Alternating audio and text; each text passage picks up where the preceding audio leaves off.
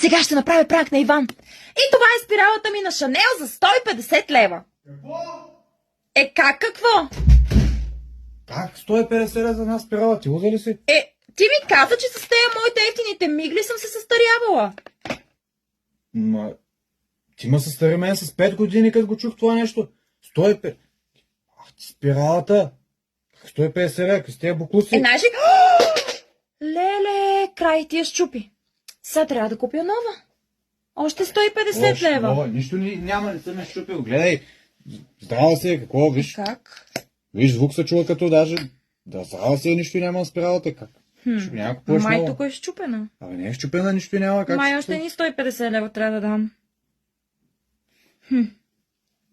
Нищо няма на спиралата, стига се лига, ей. Добре, айде, няма да купуваме нова. 150 лева.